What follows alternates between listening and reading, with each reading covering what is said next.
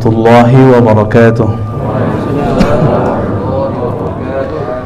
Innal hamdalillah nahmaduhu wa nasta'inuhu wa nastaghfiruh wa na'udzu billahi min shururi anfusina wa min sayyiati a'malina may yahdihillahu fala mudilla lahu wa may yudlilhu fala hadiya lahu. Ma ba'd. Allahumma bika asbahna wa bika amsayna wa bika nahya wa bika namut wa ilaika an-nushur. Nas'aluka ya Allah خير هذا اليوم وخير فيه وخير بعده ونعوذ بك من شر هذا اليوم شر ما فيه شر بعده آمين يا رب العالمين.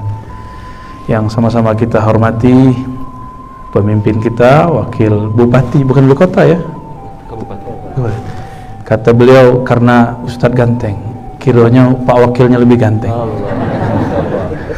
Alhamdulillah.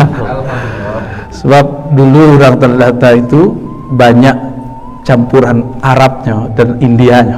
Asal begini kan, ada tuh ya. Mungkin Bangla, macam-macam lah. Alhamdulillah. Dan itu unik-unik.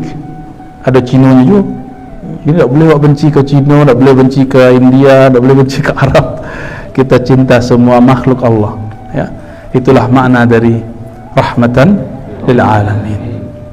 Begitu juga Pak Camat, Pak Pengurus, dan sahabat-sahabat kami, para asatiz, kawan-kawan. Ternyata ada yang jauh dari Piaman juga nih ya. Kawan dulu sama sekolah ya, ahli hadis itu, tapi pura-pura jadi awam. Nyamar dia. Baik Bapak Ibu sahabat dimuliakan Allah, tema kita apa Pak Yunus? Silsilah akidah Ahlussunnah. Sebelum mengenal silsilah akidah Ahlussunnah versi tanah datar ya, insyaallah. Ambo bertanya, si Mabua jauh atau dake? Dake dari siko. Alhamdulillah. Kumango?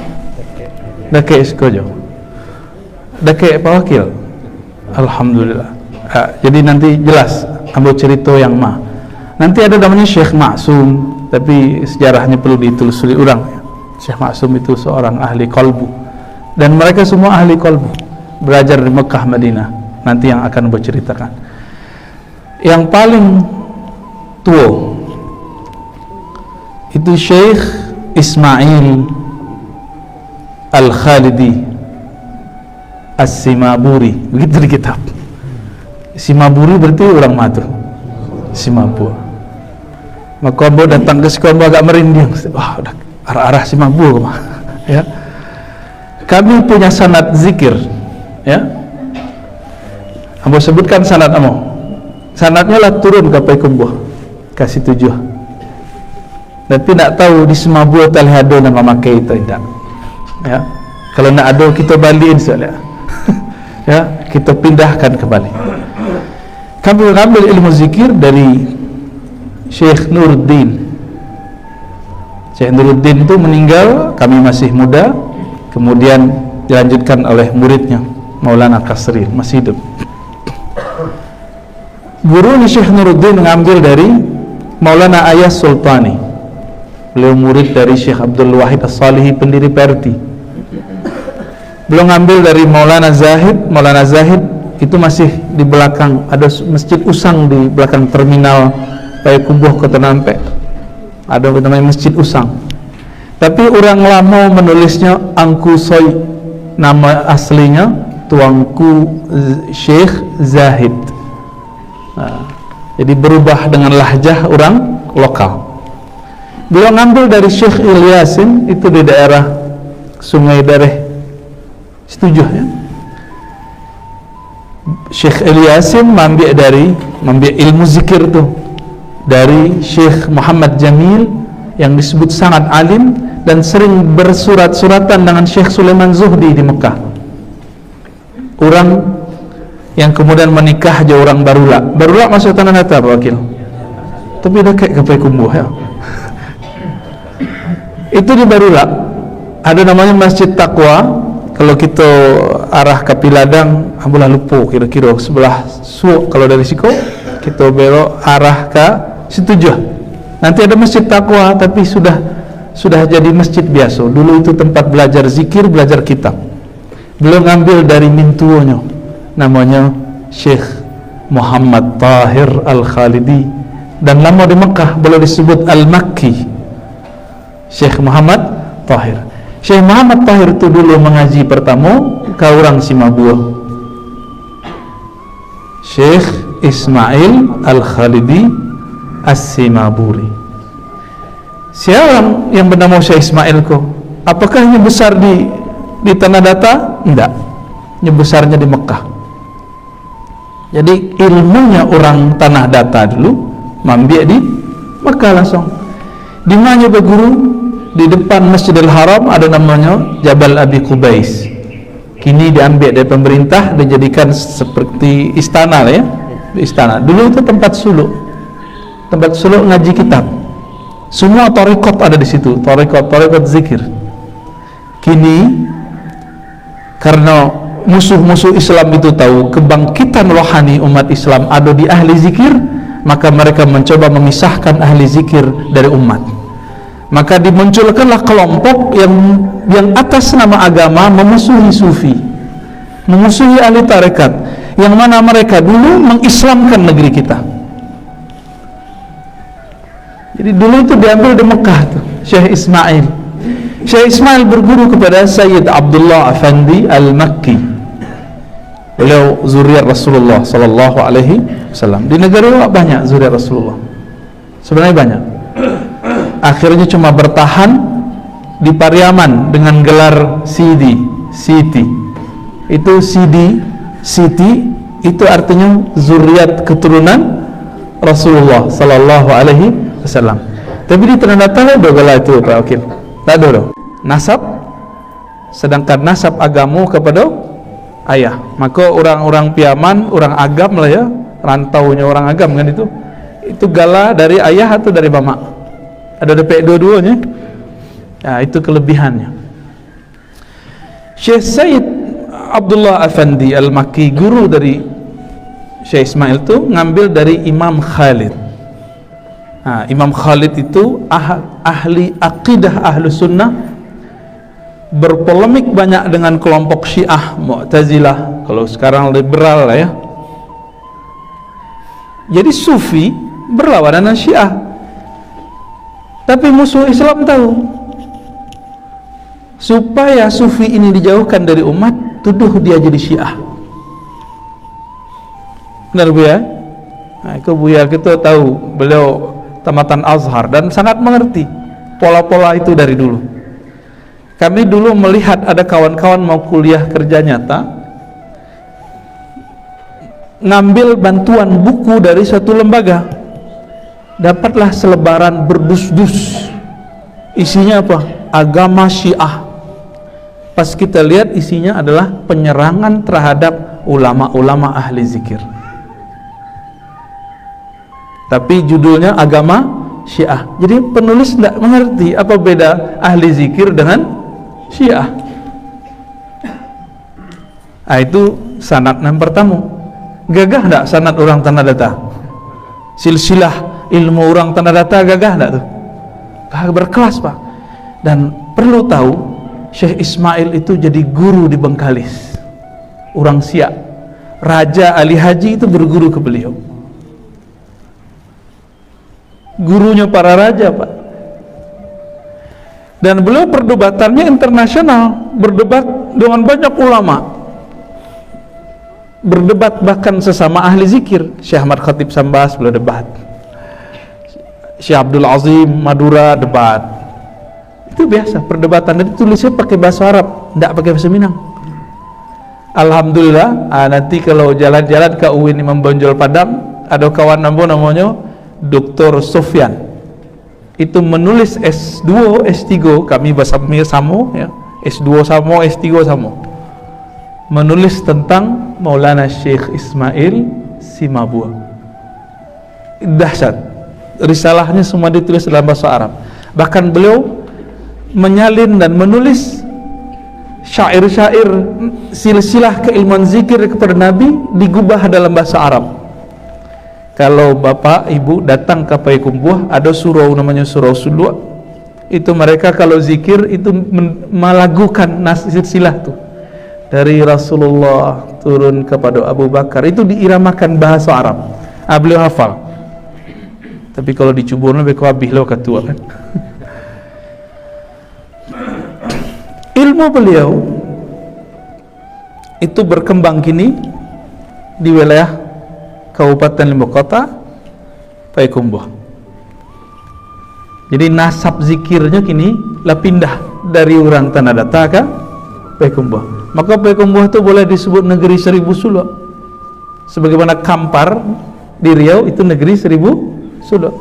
Tapi gurunya 1000 suluk di mana? Di Simabua. Nah, itulah hebatnya orang Simabua dulu. Kini itu yang pertama. Yang kedua tadi Kumango. Pasti tahu nama Syekh itu. Siapa nama Syekh itu? Syekh Abdurrahman Al-Khalidi, Kumango. Kami sedih ya, dulu pernah ke situ sekali, tidak terawat Pak. Tidak terawat, bahkan hewan ternak itu bisa masuk ke situ. Tak tahu orang kalau yang berkubur di situ waliullah, syekh hebat, kiai dahsyat. Lebrani wak kubur orang gaya awak. Ada binatang ternak situ. Le sopan tu. Model itu orang kita kepada wali, kepada syekh. Dia tak tahu siapa syekh itu.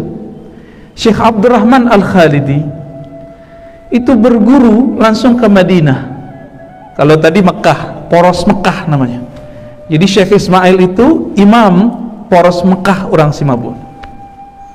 Sedangkan orang Kumango, Syekh Abdurrahman poros Madinah. Beliau berguru kepada Syekh Muhammad Amin Ridwan yang mengajarkan kitab Dalail Khairat, kitab salawat. Ledo kitab salawat orang Siko. Orang-orang kalau meninggal horor ya, pakai salawat. Kitab salawat, orang kalau meninggal pakai salawat nak? Dulu itu amalan buya di surau, bukan untuk orang kematian. Itu makanan pagi sore, kumpulan salawat Nabi.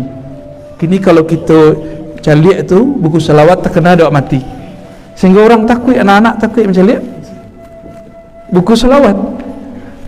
Iya, saat begitu nak. Ambo dulu trauma.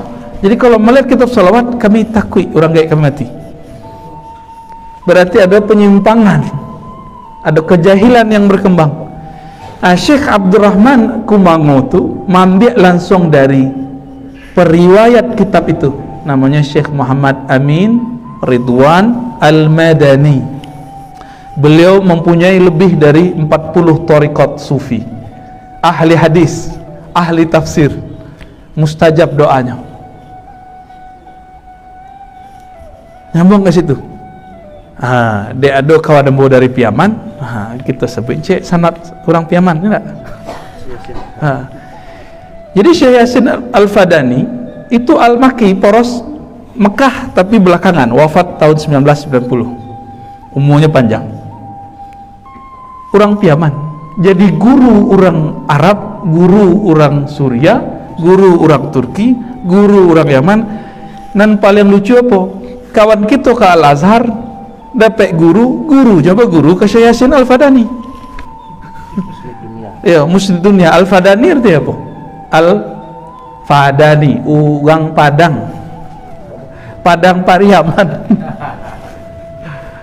itu artinya Al-Fadani. Kawan nambo Ustaz siapa namanya? Samsul apa siapa namanya? Samsuri ya, maja di kampus Padang. Ketika ada syekh dari Mesir, kawannya beliau mengecek, ana syekhi Muhammad Yasin Al-Fadani qala kaza kaza. Guruku Syekh Yasin Al-Fadani berkata begini. Diselahnya oleh kawan, ya Sidi, Al-Fadani qaryati katanya. Itu orang Padang tu, orang kampung dan tu. La usaddiq anta kazib. Dan tak percaya loh ang tutua mahnya. Malah do orang Padang salim tu katanya. Tak percaya dah. Dan beliau ngambil ilmu dari Syekh Abdul Muhsin bin Muhammad Amir Ridwan. Abdul Muhsin mengambil dari gurunya Syekh Abdurrahman tadi, ayahnya sendiri Muhammad Amin Ridwan Al-Madani. Jadi bergabung mengajarkan, termasuk Dalailul Khairat, kitab salawat. Kitab tu kini dituduh kitab syirik deh kawan sebelah. Ya, nanti Pak Wakil harus paham peta-peta pemikiran itu gawat-gawat para wakil. Ya. Kami dulu 2013 itu mutar se-Indonesia, kecuali wilayah Papua belum ditempuh. Itu menjelaskan ke dai-dai, kawan-kawan kita para pendakwah, peta pemikiran. Jadi jangan terjebak, jangan ikut tren. Harus tahu nasab silsilah. Kiranya sangat ganas. Sangat ganas. Jadi ada cara kini orang memberanguskan, menjauhkan umat dari silsilah guru-guru tuanya. Maka diseranglah sufi, dituduh sufi Syiah, dituduh sufi itu penyembah kubur, dituduh kitab-kitab yang dibacanya kitab-kitab syirik. Anak-anak muda, kawan-kawan liau je, kau lain surang, kau tersasek surang di ahli sunnah. Syekh Abdurrahman Al-Khalidi, orang mana tadi? Komango, punya murid paling hebat di mana? Kabupaten 50 kota. Tuh, pindah ke situ sudahnya Pak. Apa ceritanya kok? Namanya Syekh Maulana Syekh Abdul Qadim, orang Balubuh. Tahu Pak? Ya. Taram nanti Syekh Ibrahim di awal, lebih awal itu zuriat Rasulullah. Jadi kita punya kakek-kakek zuriat Rasulullah dulu di Taram tuh, Syekh Ibrahim namanya. Kalau ikut Syekh Abdul Qadim, Syekh Abdul Qadim. Syekh Abdul Qadim ko sudah mengaji kepada gurunya Syekh Muhammad Saleh. Syekh Muhammad Saleh itu orang Padang Kandih, termasuk Kabupaten 5 kota. Akhirnya beliau ngajilah kepada Syekh Abdurrahman, baru pulang dari Madinah, ambil kaji. Maka berangkatlah beliau ke Tanah Datar, sampai di Kumango Basuluk di situ, ambil kaji Tariqah Samaniyah dan Tariqah Jazuliyah, dan kemudian mambek Silek Kumango. Silek Kumango itu kiranya pecahan dari Tariqat Naqsyabandiyah plus sama Niyah yang kini disirik-sirikkan dek kawan tu. Bah kira-kira lain nama guru kadang gitu dianggap syirik dia orang tu. Lain nama Pak. Jadi kalau sampai kalamko ke orang Kumango, tolong rawat balik tempat itu. Kalau bisa kita hidupkan balik di situ. Itu tempat bersejarah. Tempat bersejarah itu poros ulama Madinah. Itu bisa jadi disertasi itu Pak. Ya. Kalau bisa di Padang kan ada UIN, ada UNAN, yang ada sejarahnya Pak, UNAN apa UNP. Nah, itu bisa kajian sejarah. Sejarah keilmuan ulama Tanah Datar. Bisa masuk, dan itu puas kita. Kitab-kitabnya banyak, risalahnya banyak, tapi masih tulisan tangan.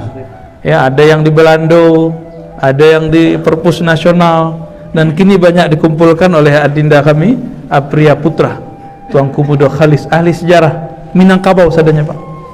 Nanti kalau Pak Wakil mau menelusuri sejarah Tanah Datar, ulamanya di kepalanya sadanya, kitab-kitabnya apa, ini silsilahnya apa. Dia punya blog namanya Surau Tua Blogspot, nanti cari. Dan itu orang internasional datang ke beliau sekedar bertanya. Ada orang cari manuskrip ya. Ilmu-ilmu orang Tanah Datar kini ditampung dari orang 50 kota. Kami berharap nanti ada saatnya pulang balik ya, amin ya rabbal alamin. Maka acocolah undang orang ahli-ahli sejarah tu, biarkannya bercerita bahwa hebatnya. Di situ kan ada kampus IAIN ya, baru jadi IAIN kan, alhamdulillah. Nah, nanti doktor-doktor di situ kan bisa cerita kalaunya ahli sejarah, insya Allah ya. Apa yang mereka ajarkan? Nah, ini bagian akhir yang mau sampaikan. Salah satu yang mereka ajarkan dari akidah Ahlussunnah yang ambo harapkan itu jadi tren nanti, sifat 20, mengaji sifat 20. Allah wujud kidam baqo. Kalau ingin membangkitkan kembali bantang tarandam kebangkitan spiritual, intelektual, akidah Ahlussunnah mulai dari akidah yang sahih. Carilah guru yang pakar sifat 20 yang bersanad, bersilsilah, bernasab, yang bersambung nanti kepada imam-imam kau tadi. Jadi gelarnya sudah imam seharusnya, Imam Ismail udah boleh ya. So, karya-karyanya luar biasa. Yang kini hati-hati, sifat 20 itu dianggap oleh kawan sebelah itu apa? Bid'ah, ajaran sesat. Itu cara meruntuhkan, itu biasa. Kira-kira dulu kita melakukan enggak? Ya, Allah wujud kidam bako. Antum yang bisa nyanyi, Syekh. Aneh nggak bisa, Syekh. Beliau dengar langsung. Ini orang Lintau. Lintau masih tanah data. Iya, kirain tanah penaki-daki. Kelo-kelo. Menyaksikan ayah beliau, Syekh Bashir, murid dari Buya Zakaria Labaisati Malalu, itu mendendangkan itu setiap pagi, ya tak? Pagi, sore, Allah wujud kidah mbako. Nah, itu hasilnya. Alhamdulillah. Jadi kalau bisa nanti nggak hanya gerakan subuh, tapi ada gerakan melakukan antaro, mensyairkan kembali, menghidupkan dan menjadikannya sebagai zikir. Kalau orang Jawa menyebutnya puji-pujian antaro azan dengan iqamat atau sebelum azan. Dulu itu berkembang di Makkah, di Madinah, sampai datang kelompok Wahabiyah 1924, itu diberantas oleh mereka. Itu yang kita sedihkan ya. Jadi sejarah di tanah data bukan hanya sekedar batu batikam ya. Boleh yang rekan-rekan itu Kuburajo ya, itu sejarah pra-Islam. Yang post-Islamnya, setelah Islam masuk, itu lebih canggih dan lebih bisa dipertanggungjawabkan. So, kitab-kitabnya banyak ya. Semoga ini awal dari pemanasan ya. Semoga apa-apa, ibu-ibu, adik-adik, kawan-kawan, para asatis angik telinganya. Kalau bisa berak kamu kan. Wassallallahu ala Muhammad. Silakan kalau ada yang didiskusikan Pak Yunus ya.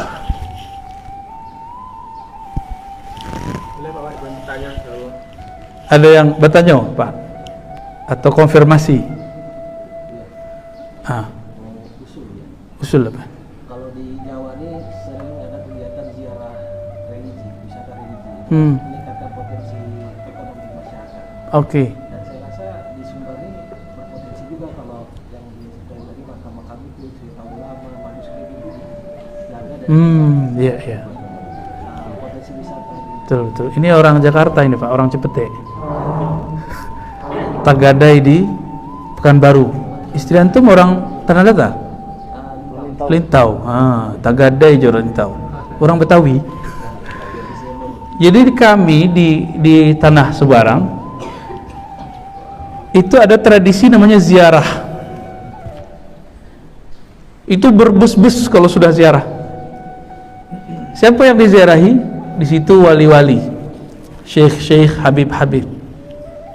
Barangkali kalau ini diekspos nanti, mungkin Pak Wakil bisa memikirkan acara aja nanti, itu bisa diungkap kisah tadi, dan kemudian orang-orang akan berziarah. Setiap sebelum puasa, betulnya Syekh Abdurrahman Kumango itu dikunjungi.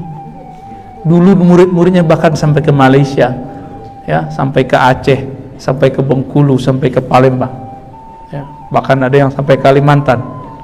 Tapi kini tidak tahu lah, ya. Jadi kayaknya itu bisa dipromosikan, promosi wisata rohani. Ya.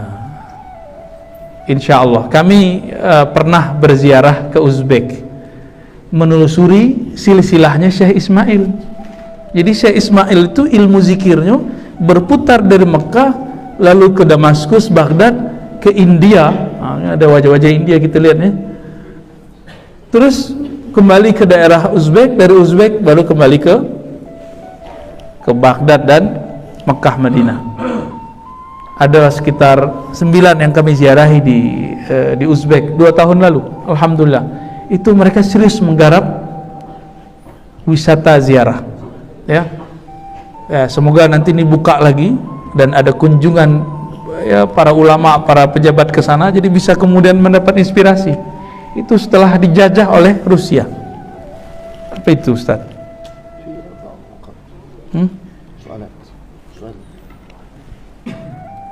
Apa hukumnya tidak bermazhab? Wah, pertanyaannya jauh ini. Baik, kita ada pertanyaan ini. Tadi usulan ya, Pak Wakil. Apa hukumnya tidak bermazhab? Kita tanya dulu, apa arti mazhab? Mazhab artinya ajaran Nabi yang disederhanakan dan dirapikan, disistematiskan oleh para imam. Muncullah puluhan mazhab, bahkan ratusan mazhab, karena imam-imam mazhab itu tidak semuanya punya murid yang ilmiah secara penulisan, maka bertahanlah cuma 4. Imam Abu Hanifah Hanafi, Imam Malik Maliki, Imam Syafi'i, Imam Ahmad ibn Hanbal. Mereka punya murid, itu nulis kalam gurunya, kesimpulan-kesimpulan paham gurunya, memahami Quran dan Sunnah. Orang awam yang beragama baru hijrah mengira imam mazhab itu membuat agama baru di dalam agama Islam, ya kan?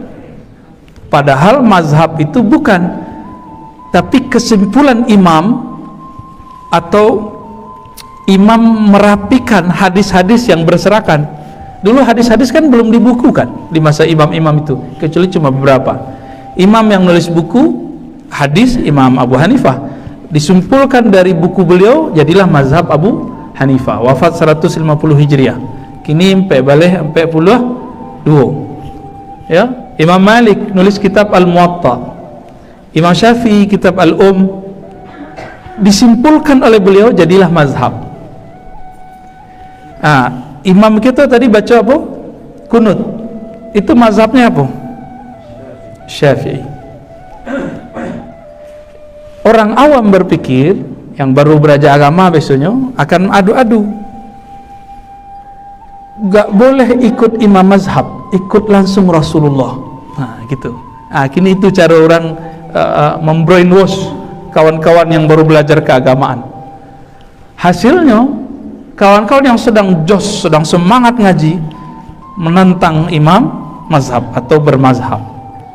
Akhirnya muncullah kini gesekan. Mungkin di Tanah Datar belum kelihatan, Pak. Kalau di Kabupaten 50 Kota, di Payakumbuh, itu gesekannya dahsyat. Itu dari zaman udah mulai. Wah, antum buka rahasia nih, Ustaz.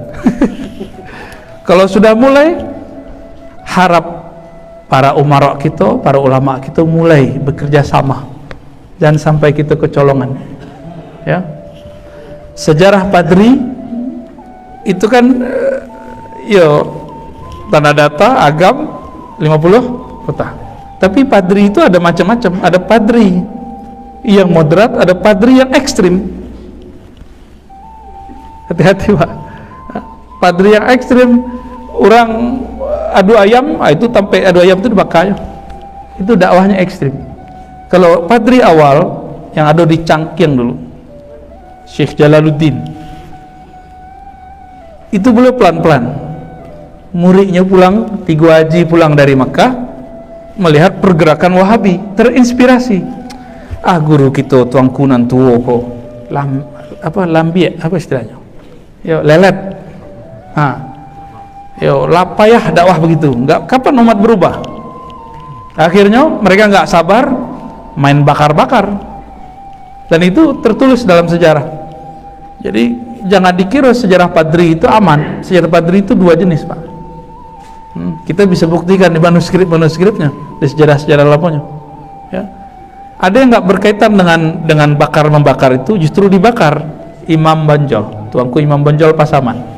Jadi Pasaman, beliau Syekh Mudo. Ya.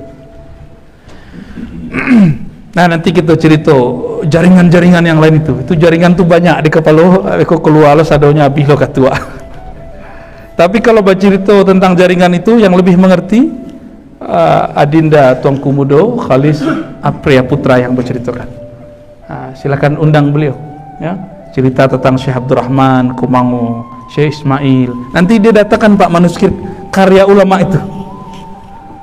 Jadi tokoh-tokoh Bapak Ibu itu dulu, dua imam tadi, itu punya karya. Le sampai ke orang Simabua, le sampai ke orang Kubango, le sampai ke wilayah kita sih kok. Apa nama tempat kita Pak Wakil? Malana. Kan dah sampai dong. Nah itu disimpan kini le, Adinda Apriya Putra. Manuskripnya, tulisan tangan.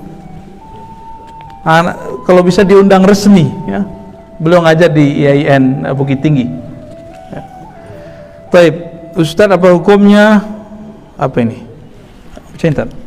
Imam baca tulisannya tulisan heliografi ini.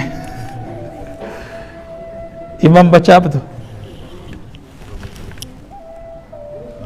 Oke. Imam baca kunut terus? Oh, makmum tidak. Apa hukumnya? Ini pertanyaan fikih, ini seharusnya antum yang jawab nih, Tat. Imam kunut, makmum tidak. Niatnya apa? Keluar dari jamaah atau sekedar tidak angkat tangan?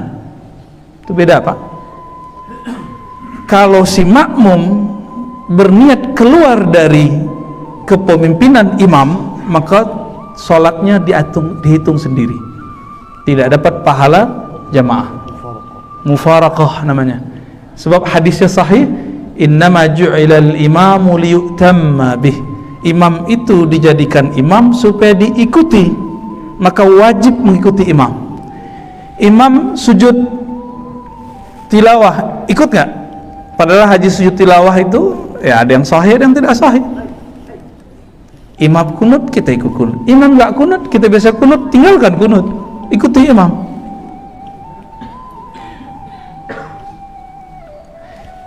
Setiap kali ada jamaah berniat mukhalafah, mufaraqah, keluar dari imam, nanti terasa nggak nyaman di masjid. Coba rasain, ya. Nah, ini harus kita jaga. Belajar fikih nanti.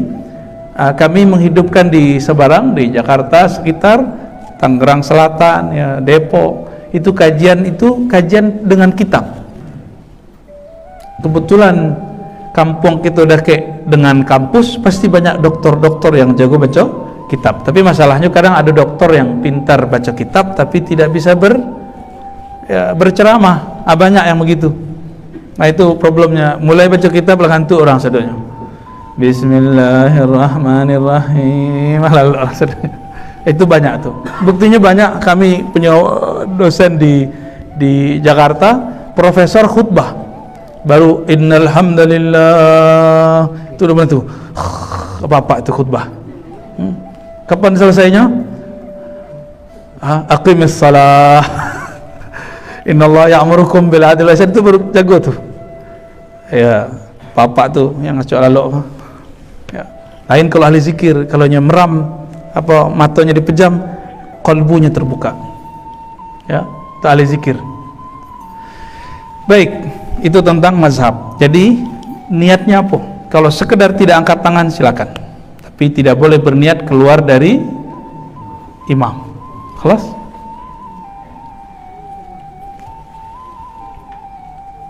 Apa hukumnya imam tidak baca basmalah dalam salat berjamaah? Setahu kami imam bukan tidak baca, tapi tidak mengeraskan. Kalau tidak baca, salatnya tidak sah, karena basmalah, bismillah, al-ayah al-wahida min al-fatihah, ya. Ayat pertama dari Fatihah. Ini keluar dari perdebatan al-fiqih. Kini pakai ilmu qiraat. Ilmu qiraat itu diriwayatkan secara mutawatir, itu ratusan ulama yang meriwayatkan. Maka tidak ada khilaf, perdebatan di situ. Maka nanti perdebatan hadis mengenai menjaharkan itu bisa di skip. Hadis Nabi menyebutkan bahwa Nabi yabda bilhamdulillahirabbil alamin, ada di Muslim. Nabi memulai dengan alhamdulillah. Kiranya alhamdulillah itu nama dari surat Al-Fatihah. Seperti Nabi mengatakan yaqra bikul wallahu ahad, bukan berarti tidak baca basmalah. Nama surat itu dulu disebut dengan nama awal pertama ayat. Ya, setelah bismillah, Hamim Sajadah dan lain sebagainya. Lalu ahli Quran itu kan diriwayatkan, Pak. Quran itu diriwayatkan. Kami punya sanad Quran lah, silsilahnya. Kalau sanad Quran ke Batu Ampa, Syekh Abdurrahman Batu Ampa, Madrasah Al-Manar. Pernah dengar Pak? Ya, cucu beliau jadi tokoh di lajnah, udah pensiun. Buya Mazmur, udah pulang kampung ya. Itu kalau dibuka di Quran ada lajnah tasheh. Jadi Quran itu harus ditasheh. Enggak boleh sembarang-barang cetak. Itu ada nama beliau. Keberkahan doa dari kakek-kakek beliau, Syekh Abdurrahman. Itu kita riwayatkan. Di dalam riwayat Al-Quran semua sepakat Bismillah itu bagian dari surat Al-Fatihah. La khilaf, tidak ada khilaf di situ. Karena ilmu qiraat itu lebih kuat dari riwayat-riwayat tadi. Riwayat Muslim itu Imam Malik, dulu di zaman Imam Syafi'i belum ada Imam Muslim, baru Imam Malik. Maka Imam Syafi'i kemudian meninggalkan mazhab gurunya. Lalu beliau mengatakan, di dalam ilmu qiraat bismillah itu mutawatir, disepakati semua itu bagian dari Al-Fatihah. Maka wajib dibaca jahar walaupun kita tidak bermazhab Syafi'i, itu menurut beliau. Tapi tetap saja beliau kalau sholat di masjid lain yang mazhabnya beda, beliau sirkan. Jadi ambo setelah tahu bab itu jaranglah tidak mengeraskan basmalah, selalu mengeraskan baca basmalah, bismillahirrahmanirrahim. Itu lebih kuat ya. Jadi kawan-kawan tuh pakai hadis ahad namanya, sedangkan Al-Quran mutawatir ya. Nanti kita jelaskanlah ilmu itu. Masih ada kan apa ibu kabakarajo kan apa ini nggak bisa baca nih. Apa tanda-tanda Ahlussunnah wal Jamaah? Apa tanda-tanda akidah Ahlussunnah, akidah fikih, tasawuf? Okay. Guru-guru dari ulama Al-Azhar, guru-guru dari kawan-kawan kita di Al-Azhar itu tahun 2016 membuat konferensi internasional di Chechnya, menghasilkan ijma', penguatan ijma' dahulu yang pernah disepakati. Ijma' kesepakatan ya. Apa itu? Ahlus sunnah itu 3 ciri-cirinya. Yang pertama, berakidah ahlus sunnah manhaj Imam Asy'ari. Imam Asy'ari itu mengajarkan sifat 20. Maka bapak ibu yang sudah belajar sifat 20 dari KT itu sudah ahlus sunnah. Alhamdulillah. Kini mau diganti orang tuh, uluhiyah, rububiyah, asma sifat namanya. 3 tauhid. Kini lah masuk ke buku-buku sekolah, masuk ke pesantren modern. Maka ini agak udah mulai menyeramkan ini Pak. Pertarungan ilmu akidah, keyakinan di dunia pendidikan mulai menyeramkan ya. Ambo agak ngeri-ngeri sedap ngelihatnya. Tahu ISIS Pak? ISIS tahu? ISIS itu akidahnya uluhiyah, rububiyah, asma sifat, disebut 3 tauhid. Jo itunya menghalalkan darah orang. Itu yang disebut akidah Wahabiyah itu. Tapi orang-orang Wahabi, Salafiyah cuci tangan. Padahal itu muridnya yang mengajarkan akidah di ISIS. Syekh Madkhali punya murid menjadikan akidah orang ISIS itu akidah Wahabi dan beringas. Itu yang mau dihidupkan untuk memecah umat Islam. Dari poros lain ada Syiah. Jadi nanti Indonesia, mereka lagi sorot Pak. Nah ini kabar buruk nih. Indonesia lagi disorot. Orang awak itu kan terbuka, sangat terbuka. Kecuali orang Minangkabau, tol sana jadi-jadi. Ya kan? Lagi disorot, mereka lagi berebut. Wahabiyah dijadikan alat memecah aswaja Ahlussunnah. Kelemahan itu nanti dimanfaatkan oleh Syiah dari Iran, Wahabi dari Saudi dan sekitarnya. Lagi dimanfaatkan Pak. Dan mungkin barangkali nanti pas pilpres berikut nanti banyak yang nyusup itu 2024 itu nanti akan terjadi Pak, kita nggak tahu, mungkin setelah itu wallahu alam. Suriah sampai sekarang berhenti nggak perang, itu isunya apa? Syiah Wahabi. Ayah dari guru kami dibunuh sedang ngajar, Syekh Muhammad Sa'ir Ramadan Al-Buti dibunuh Pak, lagi ngajar tafsir di mimbar gitu, nggak buka tafsir, dibom, nggak mati. Tiba-tiba ada penyusup berdiri, tembak, mati. Syekh Muhammad Sa'i Ramadan Al-Buti. Kami dulu mengajarkan kitab itu di UIN, ya. Kira-kira akan kita biarkan? Hah? Mau diam? Mau tetap tidur? Kami tidak mau polemik, Ustaz. Ke laut aja, ya. Nggak bisa, kita harus mulai buat daurah-daurah Ahlussunnah. Ya, teman-teman nazar nih ilmunya banyak, kelebihan energi, tapi nggak ada yang memanfaatkan. Nanti buat TMUI di mana, di madrasah, buat daurah-daurah Ahlussunnah, daurah kajian sifat 20 gitu. Nanti kalau perlu kita datang, ya, insya Allah. Daurah sejarah nanti kita duet dengan Adinda Apriya Putra, ya, Tongku Mudo Khalis, insya Allah. Kita buat petanya, Pak, biar ketahuan sejarah hebat kita, insya Allah. Orang kalau tahu sejarahnya dia akan bangkit. Kalau nggak tahu sejarahnya, ya lalu pura-pura bongak, ya, emang ya bongak, ya. Yang kedua, ciri Ahlussunnah bermazhab yang 4 atau salah satunya. Kita di negeri kita, mazhab kita apa? Syafi'i. Mereka mengatakan, harus ikut salaf. Salaf itu artinya apa? Ulama terdahulu abad pertama, kedua, ketiga. Imam 4 itu semuanya dari abad kedua, ketiga. Abu Hanifah abad kedua, Imam Malik abad kedua, Imam Syafi'i abad kedua masuk ketiga, Imam Ahmad abad ketiga 241 Hijriah, Hanbali. Mereka lagi batalkan, Pak, semua itu. Yang ketiga, ini yang paling berat. Seorang takut disebut gila. Ayo, kalau batarikat gilu. Nah, itu isu-isunya dulu. Apa? Bertasawuf tariqat Imam Ghazali, Imam Junaid. Dari Imam Junaid, Imam Ghazali itu muncullah nanti Naqsyabandiyah, Samaniyah, Syaziliyah, Syatariyah, banyak nama tariqat.